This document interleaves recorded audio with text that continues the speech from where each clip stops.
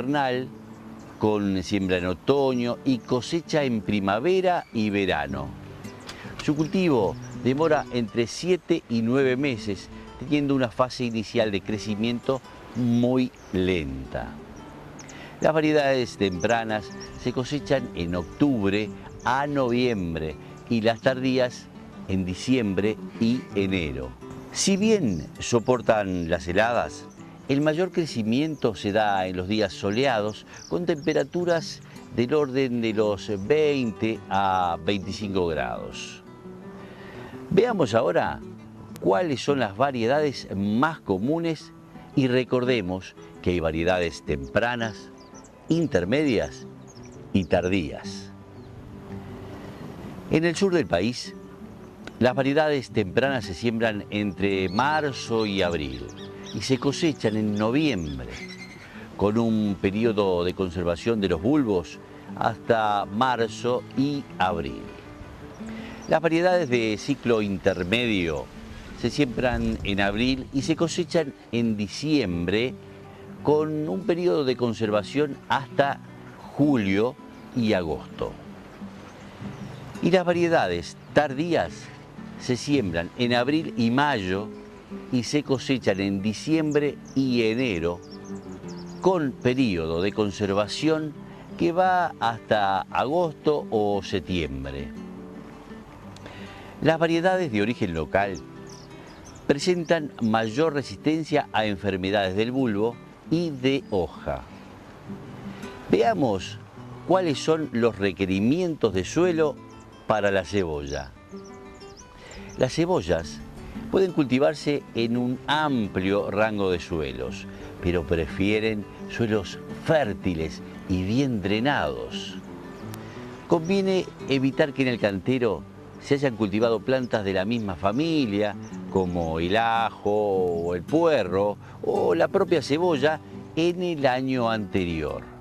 Sigamos ahora con la siembra. Las siembras van desde marzo a junio, según la variedad. Se necesitan 5 gramos, o sea, una cucharada sopera de semillas para sembrar 1 metro cuadrado de almácigo, que darán 10 metros cuadrados de cultivo al trasplante.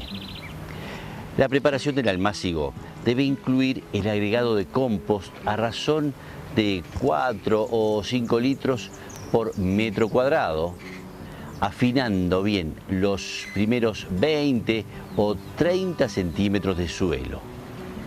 Es conveniente que la altura del almácigo no sea inferior a los 20 centímetros y se construya elevado hacia el centro de forma convexa para evitar el encharcamiento de agua. Los surcos para las semillas se orientan transversalmente al cantero con una separación a la entrefila de 10 a 15 centímetros. Esto permite una buena aireación del cultivo y facilita las carpidas. Luego de la siembra puede cubrirse con una fina capa de pasto seco para evitar el lavado de semilla por la lluvia y el encostramiento del suelo. Presta atención a los consejos del trasplante. Cuando los plantines tienen de 5 a 7 milímetros en su base, o sea, el grosor de un lápiz, y 3 o 4 hojas verdes, están en condiciones del trasplante. Esto ocurre en los meses de julio a septiembre. Se planta un poco más profundo de como estaba en el almácigo, haciendo un hoyo con estaca o hundiendo la planta con los dedos si la tierra está bien disgregada. El suelo para el trasplante puede prepararse en surcos simples o dobles, o en canteros con una distancia entre plantas de 10 a 12 centímetros. Tanto en el almácigo como luego del trasplante debe vigilarse el ataque de las hormigas, siendo esta la plaga de mayor importancia para la cebolla.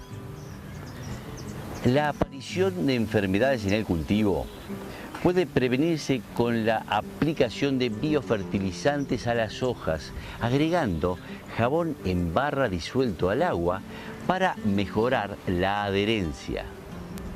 La formación de la cabeza comienza en la primavera. En este momento no es conveniente agregar abono al suelo, pero sí empieza a ser importante el riego para que los bulbos se desarrollen bien. Ahora, anótese estos consejos sobre riego. Es recomendable realizar riegos poco intensos y frecuentes, tratando de no mojar las hojas. Cerca del final del ciclo, debe suspenderse los riegos para lograr una mejor maduración y curado de bulbos. Veamos ahora el control de malezas. La cebolla no compite bien con las malezas. Por lo general, debe realizarse 3 o 4 carpidas desde el trasplante a la cosecha. Durante la tarea, debe tenerse cuidado de no dañar las raíces de la cebolla, dado que las plantas poseen raíces superficiales. Y ahora, el momento esperado, la cosecha. Para tener un mayor periodo de abastecimiento en el hogar, se puede comenzar cosechando en estado de verdeo. Esto es útil con las variedades tempranas. Se pueden cosechar las plantas a medida que van volcando. Cuando más de la mitad de las plantas han volcado, se considera que el cultivo está listo para ser cosechado.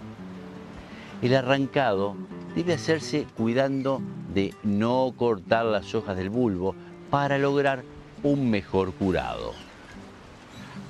Sigamos ahora con el secado y conservación de los bulbos.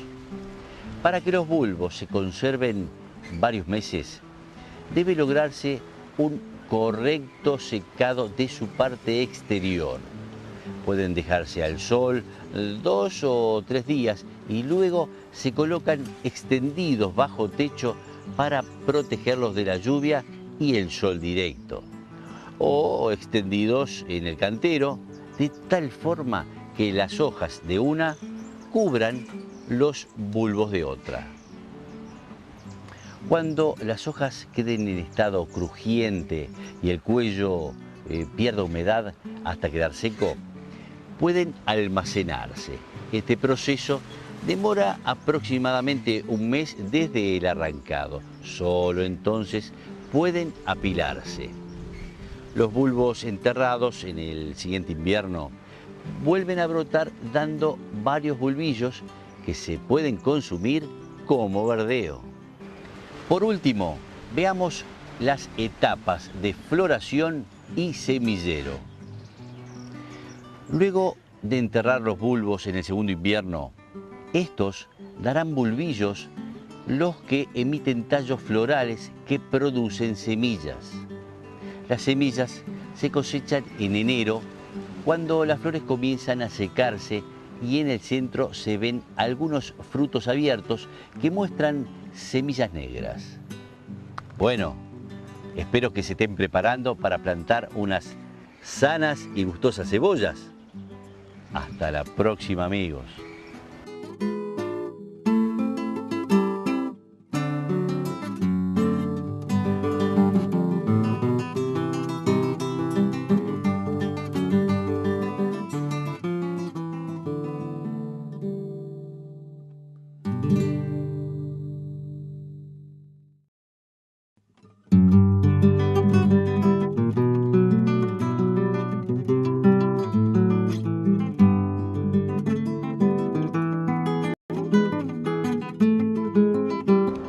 ¿Qué tal, amigos?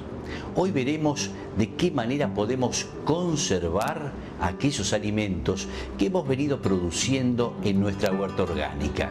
Sí, hablaremos de las conservas. A lo largo de esta entrega conoceremos los principios que se aplican para la conservación de los alimentos y al final brindaremos algunas recetas que le pueden ser de gran utilidad. Pero antes que nada, ¿qué son las conservas? Las conservas son aquellos productos que se utilizan para aumentar la vida útil de los alimentos y poder consumirlos posteriormente sin que sean dañinos para la salud. Hablamos, por ejemplo, de los dulces, jaleas, salsas, compotas y enlatados en general. Debe considerarse que por lo general el procesamiento de los vegetales para conservarlos disminuye su valor nutritivo, siendo más recomendable consumirlos frescos. Aún así, existen muchas ventajas en hacer conservas, ya que por medio de estas se pueden obtener productos de diferentes características que sí se consumen frescos. Además, se pueden aprovechar momentos en los que hay un exceso de producción en la huerta y diferir su consumo que de otra forma se perdería. Existen muchos métodos para la elaboración de conservas alimenticias, pero tengamos en cuenta que si no se siguen los pasos adecuados, pueden aparecer microorganismos nocivos para la salud humana, causando inclusive la muerte. Veamos ahora los principios que están involucrados. Hablaremos sobre tratamientos térmicos. Uno de los tratamientos más populares en la conservación de alimentos es exponer los alimentos y utensilios a temperaturas mayores o iguales a 100 grados centígrados por un tiempo determinado. Esto asegura la conservación de los alimentos sin alteraciones durante un periodo suficientemente largo, compatible con las necesidades de almacenamiento. Otro método térmico es la pasteurización, que consiste en someter los productos a temperaturas menores a 100 grados por un tiempo suficiente como para eliminar microorganismos perjudiciales. Utilizando este método exclusivamente no se logrará la conservación por un periodo largo.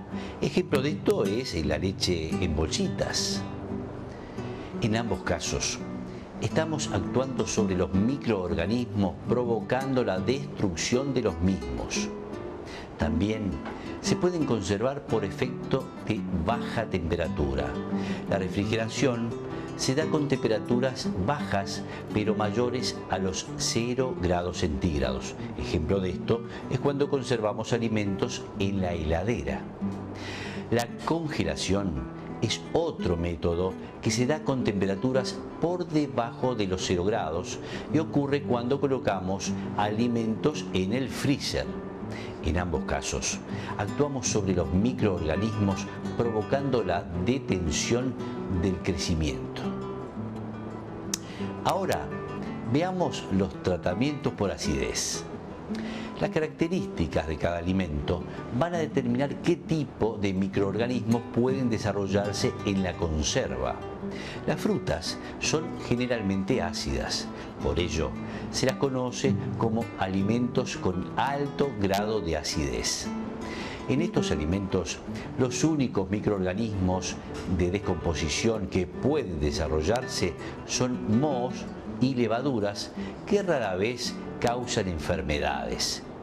Las hortalizas o verduras son menos ácidas. Muchos microorganismos peligrosos que podrían causar intoxicaciones tienen mayores posibilidades de desarrollarse en estos productos, sobre todo si se someten a condiciones de humedad y vacío, donde hay carencia de oxígeno. Un ejemplo de esto son las conservas de morrones. Una buena manera de conservarlos es agregando vinagre.